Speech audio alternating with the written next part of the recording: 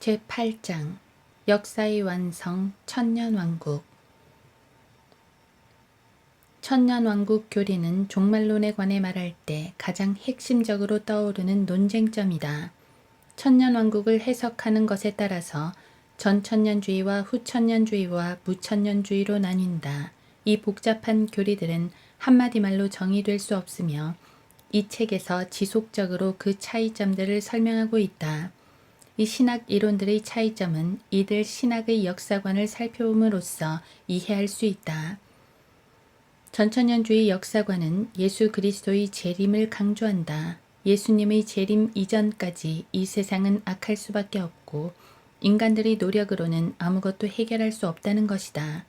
오직 예수 그리스도의 재림으로서만 이 세상은 개혁될 수 있으며 온전하게 될 수 있다. 반면 후천년주의와 무천년주의는 이 점에 있어서 동일한 역사관을 갖고 있는데, 즉 천년 혹은 그 기간이 아니라 할지라도 왕국 이후에 예수님이 오신다는 것은 현재가 바로 그 왕국이라는 말이며, 따라서 우리는 그 왕국을 완성시키기 위해 노력해야 한다는 것이다. 즉, 이 세상을 아름답게 만들기 위해 노력해야 하는데, 그것은 단순히 복음 전파에 한정되지 않으며 오히려 정치, 경제, 사회, 문화 각 분야에 하나님의 통치가 이루어지게 해야 한다는 것이다. 이것을 다른 말로 해서 기독교적 문화 변혁 운동이라고 한다. 이처럼 천년왕국 문제는 단순히 요한계시록 20장 1에서 6절 해석에 한정되지 않으며 그 관점에 따라서 그들의 행동이 바뀌고 그 교회들의 사역 방향이 바뀌는 중요한 문제이다. 따라서 천년왕국에 대한 본질을 정확하게 짚고 넘어가는 것은 매우 중요하다. 1. 천년왕국은 예언의 핵심이다. 성경에서 천년왕국을 직접 다루는 본문은 요한계시록 20장 1에서 7절이다. 또 내가 보니 한 천사가 하늘에서 내려오는데 그가 그 용을 잡으니 곧 마귀요 사탄인 옛 뱀이라. 그를 1000년 동안 묶어두니 그를 끝없이 깊은 구렁에 던져서 가두고 그 위에 봉인하여 1000년이 찰 때까지는 민족들을 다시는 미혹하지 못하게 하더라. 그 후에는 그가 반드시 잠시 동안 풀려나게 되리라. 또 내가 보좌들을 보니 그들이 그 위에 앉았는데 심판이 그들에게 주어졌더라. 그러므로 그들은 살아서 그리스도와 함께 1000년을 통치하더라. 그러나 죽은 자들 가운데서 그 나머지는 1000년이 끝날 때까지 다시 살지 못하리라. 이것이 첫 번째 부활이라. 첫 번째 부활에 참여하는 자는 복되고 거룩하도다. 그들이 하나님과 그리스도의 제사장들이 되어 1000년 동안 그와 함께 통치하리라. 그 1000년이 끝나면 사탄이 그의 감옥에서 풀려나. 성경에서 유일하게 1000년이라는 기간을 명시한 곳이 이곳인데, 이 본문에서 1000년이라는 말은 6번 반복된다. 이에 따라 그 시대의 모습을 보면 다음과 같다. 2, 3절 사탄은 1000년 동안 끝없이 깊은 구렁에 갇혀서 세상을 미혹하지 못한다. 4, 6절 성도들이 부활하여 살아서 그리스도와 함께 1000년 동안 통치할 것이다. 즉 성도들의 부활은 천년왕국 이전에 있게 된다. 5절 첫째 부활에 참여하지 못한 죽은 자들은 1000년 후에야 부활한다. 7절 그 1000년이 끝나면 사탄은 잠시 풀려나 세상을 미혹할 것이다. 물론 이게 끝이 아니다. 이어지는 구절들에 따르면 하나님께서는 사탄의 마지막 미혹 끝에 불로 세상을 심판하실 것인데, 하늘과 땅이 완전히 소멸되어 버리고 큰 백보좌 심판석이 나타날 것이다. 1000년 후에 부활한 자들은 거기에서 심판받아 불못에 던져질 것이다. 사탄도 이때 영원한 불못에 들어갈 것이며, 이어서 새 예루살렘과 새 하늘과 새 땅이 등장한다. 요한계시록 20장 21장. 그러나 이 모든 예언들은 요한계시록에 갑자기 등장한 것이 아니다. 이 모든 예언은 구약의 예언들을 구체화시켜 놓은 것뿐이다. 굳이 천년이 아니라 할지라도 구약 성경은 메시아께서 다스리실 찬란한 왕국을 예언해 놓았다. 천년이라는 분명한 기간이 요한계시록 20장 1에서 7절에서야 비로소 제시되었을 뿐 그 왕국 자체에 대한 예언은 구약 성경에 매우 많이 제시되어 있다.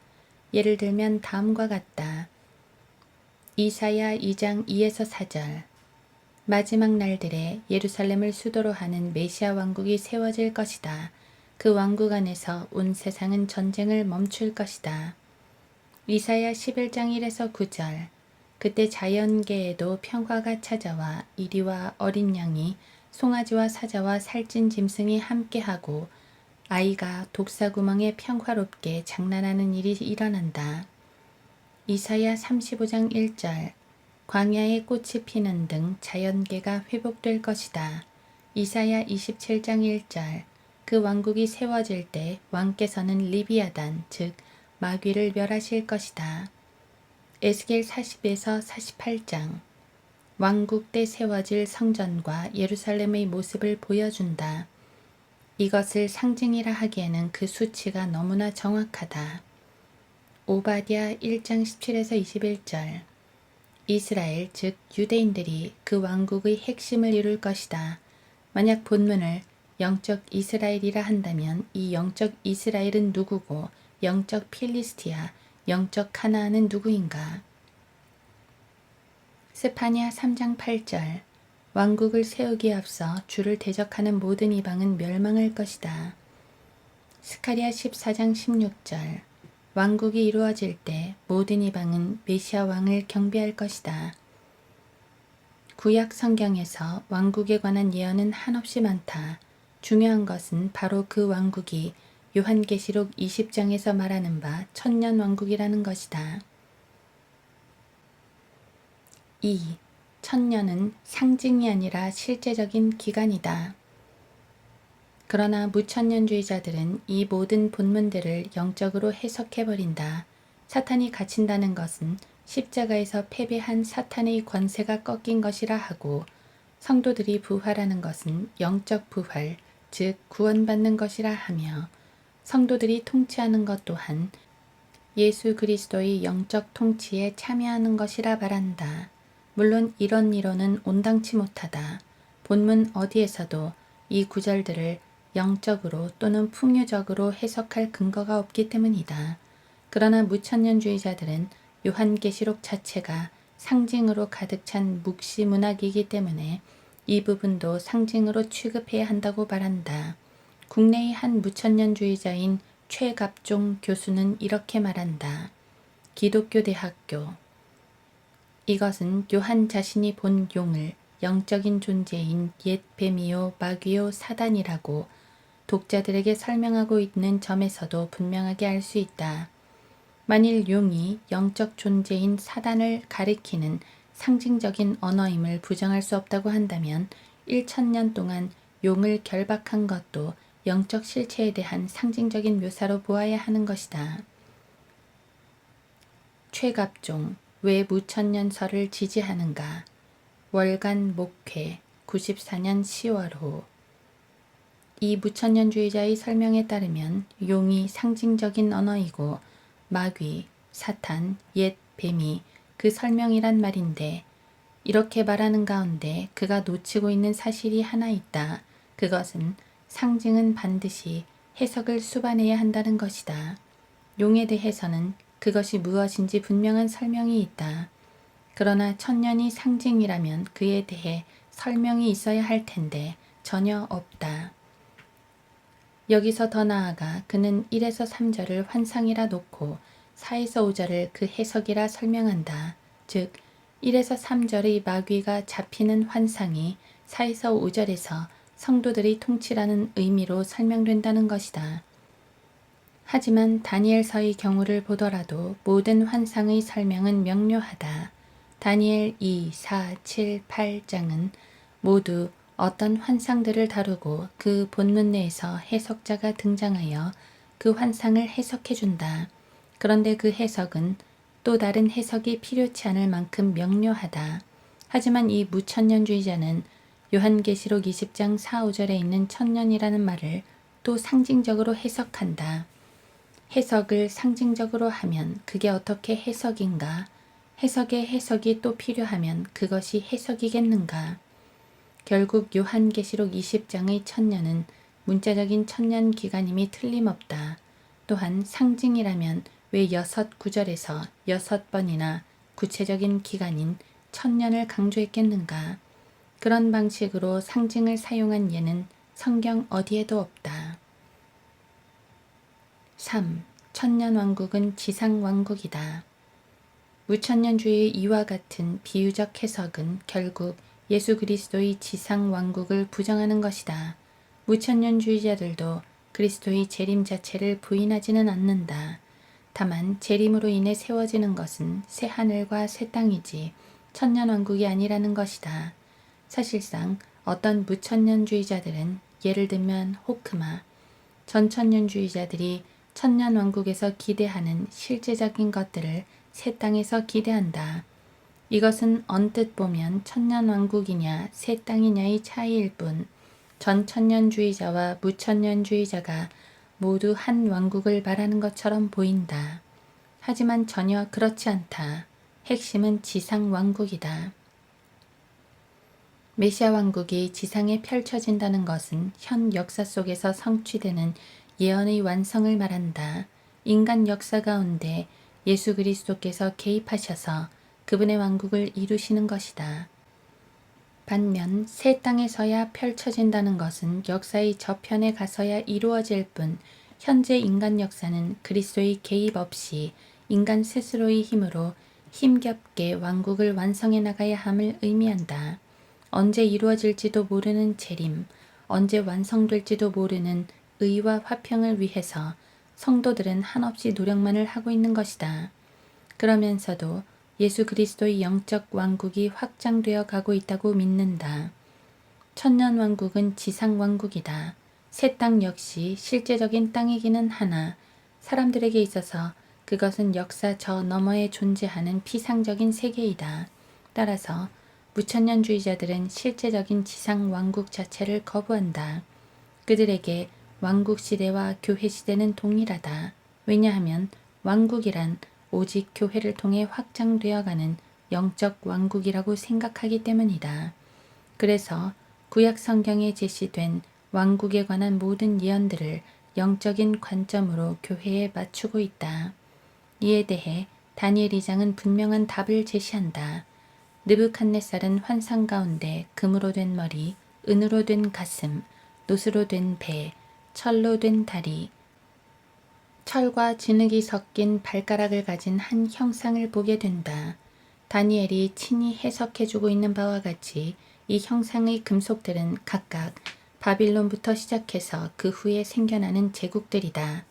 그래서 금은 바빌론, 은은 메데 페르시아, 놋은 헬라, 철은 로마 제국이라는 데에 무천년주의와 전천년주의 모두가 동의한다.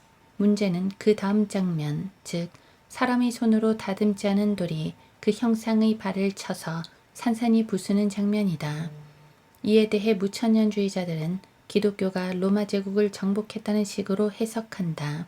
더 나아가 이 세상의 나라들을 기독교화 시켜야 한다고 주장한다. 로마는 로마로 남아있되 예수 그리스도의 영적 왕국이 이루어졌다는 것이다. 하지만 그렇게 하면 성경 해석의 일관성이 무너진다. 앞의 네 왕국은 모두 문자적인 왕국들인데 왜 갑자기 돌 왕국에 와서는 영적인 왕국이 되는가? 앞의 금속들은 분명히 정치적인 제국이 바뀐 것을 의미한다. 그런데 왜 마지막 단계에서는 정치적 교체가 아니라 영적 교체여야 하는가?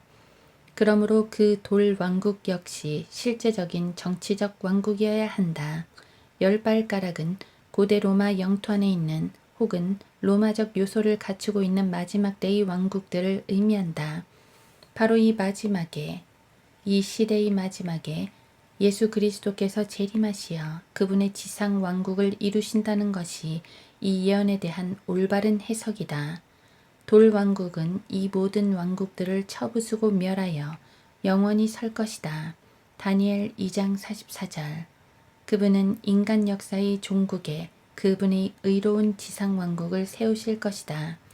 그리고 그분의 통치는 새 하늘과 새 땅으로 이어져 영원토록 그분의 왕국을 통치하실 것이다. 4. 천년왕국은 예수 그리스도의 궁극적인 승리를 보여준다. 이 장의 제목을 역사의 완성 천년왕국이라고 했는데 이 제목을 혹 무천년주의적이라고 오해하는 사람이 있을지도 모르겠다. 왜냐하면 그들도 비슷한 주장을 하기 때문이다. 하지만 그들이 역사의 완성이라 말할 때 그것은 성도들이 이 땅에서 영적 왕국을 확장하여 하나님의 나라를 완성시킨다는 의미이다. 물론 그런 날이 언제 올지는 요원하다. 따라서 재림 없이 그런 세상을 만들려 노력하는 무천년주의자들은 얼마나 무모한 사람들인가. 그러나 우리가 역사의 완성이라 말할 때 그것은 성경을 통해 제시되고 또 예언된 영적 전쟁들 속에서 예수 그리스도께서 마귀를 결박하시고 궁극적인 승리를 역사 가운데 가져오시는 것을 의미한다. 비록 사탄의 완전한 멸망은 천년왕국 이후에 있을 것이지만 요한계시록 20장 10절 천년왕국 이전에 즉 예수님의 재림 때에 끝없이 깊은 구렁에 던져진다. 이때가 사실상 모든 영적 전쟁이 종말을 고하는 때이다. 천년왕국 끝에 있을 사탄의 반란은 이방인들에 대한 마지막 시험이요 사탄을 완전히 멸망시키는 과정일 뿐이다. 하지만 무천년주의자들은 사탄이 이미 십자가에서 멸망했다고 결박당에 던져졌다고 주장한다. 그렇다면 지금 이 세상은 왜 이렇게 악한 것인가? 그 이유는 아직 사탄은 결박당하지 않고 건재하기 때문이다. 십자가에서 사탄은 분명히 패배했고 멸망이 선언되었지만 그의 멸망은 아직 집행되지 않았다. 따라서 아직 영적 전쟁은 끝나지 않았다. 지금 성도들은 예수 그리스도를 믿음으로 이 전쟁을 수행해 나가지만 그렇다고 무천년주의자들이 말하는 것처럼 이 세상 자체가 변화되지는 않는다. 오히려 더욱 악해져 간다. 그것이 성경의 예언이다. 이 세상에 대한 사탄의 지배를 완전히 끊는 궁극적인 승리는 예수님의 재림으로 말미암는다. 그렇게 해서 세워지는 왕국이 천년왕국이다. 따라서 천년왕국은 우리 주 예수 그리스도의 완전하고도 궁극적인 승리를 보여주는 것이다. 천년왕국을 믿는 자들과 믿지 않는 자들 사이에는 너무도 큰 차이가 있다. 그것은 단순히 종말론이라는 교리적 관념의 차이가 아니다. 그것은 성도들의 실제 삶에 직접적인 영향을 끼친다. 무천년주의자들은 실제적인 천년왕국은 없기에 지금이 바로 영적인 천년왕국이며 따라서 예수 그리스도께서 이미 통치하시는 것이라 믿는다. 그러므로 이미 이루어진 그분의 통치를 더 확장시키기 위해 사회 문화적으로 세상을 변혁시키는 운동을 하는 것을 큰 과업으로 삼는다. 하지만 전천년주의자들은 세상의 변혁은 불가능한 것이기에 그것에 소망을 두지 않고 오직 이 멸망하는 세상에서 한 사람의 죄인이라도 더 구원하는 것을 지상명령으로 삼는다. 이것은 마치 무천년주의자들이 현실에 더 긍정적이고 전천년주의자들이 부정적인 것처럼 보인다. 하지만 사실은 정반대다. 무천년주의자들은 이루어질 수 없는 소망에 기대를 걸며 헛된 노력을 하는 것이기에 오히려 더 부정적이고 비관적이다. 반면 전천년주의자들은 예수 그리스도의 재림과 완전한 왕국이라는 소망을 분명히 갖고 있으며 그 왕국이 우리의 역사 가운데 이루어질 것이라는 분명한 기대감을 갖고 있기 때문에 더 긍정적이고 낙관적이다. 우리는 확실한 것에 우리의 소망을 둔다. 전천년주의는 이 세상에 대해서는 부정적으로 보지만 하나님의 말씀, 즉 그분의 신실한 약속과 확실한 예언에 대해서는 분명한 믿음을 갖기에 모든 생활과 사역에 능동적일 수밖에 없다. 우리의 소망을 왜 복된 소망이라 부르는가?